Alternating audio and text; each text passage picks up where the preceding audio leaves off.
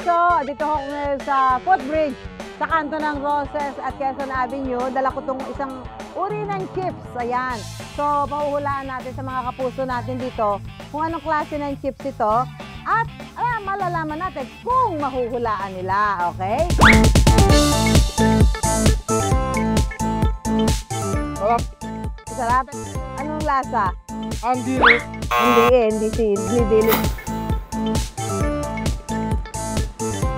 Parang tumbong ng ano? Mahilig ka ba sa kotkoten? Tikman mo. Yan. Yan. Ano lasa? Chicken skin na dilis. Pinagsama. Ang sarap! Parang bituka. Na? Parang Baboy, ikaw te. dilis. Parang Dilis. dilis. Hula pa more! Tahong na crispy. Oy, malapit na. Sige pa. Kalabang. Malapit na. Hipon. Malapit na. Parang ang lasang tahong. Sirit na ba, guys? Tama ka kasi ito parang shell to. Shellfish siya. Alam mo yung capi shell? Kapis. Yung laman nun, ito yun. Kaya pala Ay, parang oo. tahong yung lasa niya. Manggagaya kayo. May shellfish siya na. Shellfish siya, kapi shell. Yun. Masarap ba? Nalagay kita na yung Hindi ko alam pinakain pala yun. yung laman nun. Kung ang gabibi nito ay gamit sa paggawa ng tradisyonal na bintana at mga kasangkapan, ang mismong laman naman ng kapis, pwede palang papakin. Pearly shell from the ocean. Patakam-takam na negosyong kutkutin at diyan isusuko ng mga taga-Bataan.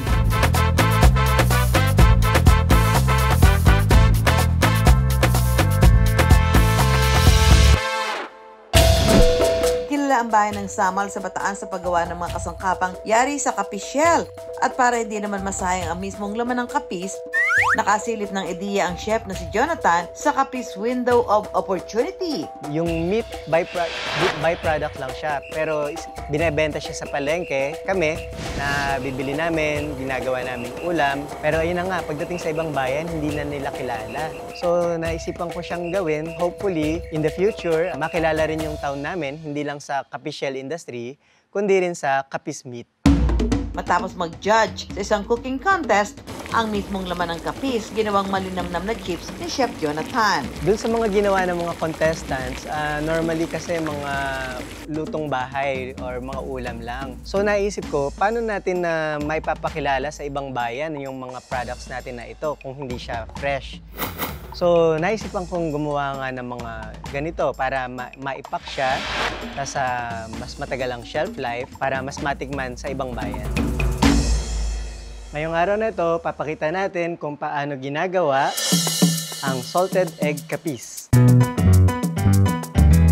Sa paggawa ng kapis chips, unang ihahalo ang harina at cornstarch sa kapis meat bilang pampalutong. Saka prituhin. Kailangan bantayan natin siya ng halo kasi kung hindi, baka hindi pantay ang pagkakaluto ng ating mga kapis. Kapag malutog na, pwede nang hanguin. Para naman sa flavor ng salted egg, tutunawin ng butter. Saka ilalagay ang curry leaves na mas nagpapaangat daw ng lasa ng salted egg flavor. Yung curry leaves, napakabango nito. Hindi siya indigenous dito sa atin sa Pilipinas, pero may mga nabibili naman. Like ako, may sarili nga akong tanim. Kapag humalo na ang lasa, tatanggalin na ang curry leaves, lalagyan na ng bawang at ang itlog na maalat. Paalala ni Chef Jonathan, pula lang ng itlog ang ilalagay, hindi kasama ang puti. Kapag kumukulo na, ibabalik ang curry leaves at saka ilalagay ang kapis meat. Titimplahan ng mga pampalasa at konting harina. Luto na ang kapis chips.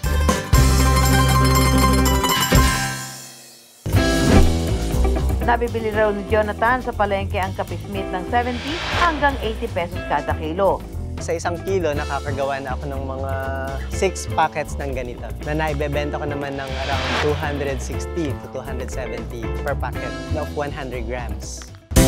Ang maliit na pakete na 40 grams na ibebenta ni Jonathan ng 130 hanggang 140 pesos. 3 buwan daw ang kayang itagal ng kanyang kapis chip. Bago naging negosyo, 14 na taong nagtrabaho bilang chef si Jonathan. Dati akong chef sa Manila for 7 years. Before I moved to Singapore, nag-work din ako sa chef sa mga hotels din doon for another 7 years before I came back here sa Philippines. Pero isang pangyayari ang naging dahilan para mapilitang umuwi ng Pilipinas si Jonathan. During that time, nagkaroon kami ng medyo personal family situation. 2 months pa lang yung panganay namin. Dinala namin sa Singapore, na hospital doon.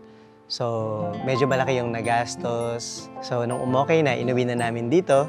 Nagkataon na pa-end na rin yung contract ko. And then, so we decided na ako na lang yung uuwi at magbabantay. Mula sa pagiging chef, naging full-time tatay si Jonathan. Taong 2018, nagsimula siyang gumawa ng iba't ibang produkto na kalaunan ay naging negosyo. Ang naging inspirasyon niya, ang anak na si Jana, na siya rin pinagkuhanan ng pangalan ng negosyo. As an OFW ka, malayo ka sa pamilya mo, nagtatrabaho ka para sa ibang tao, para sa isang kumpanya. So yung effort mo, yung talent mo, yung skills mo, binabayaran ka lang for that. Pero dito, as a business owner, as a creator ng mga products, kasama ko na yung family ko, hawak ko yung oras ko kung kailan ako magtatrabaho. Sa habi lang daw talaga nagsimula ang kanyang negosyo. Nung talaga nag-start ako ng business, siguro gumastos lang ako ng around 500 pesos para sa mga raw materials lang. Kasi most naman ng mga gamit meron ako.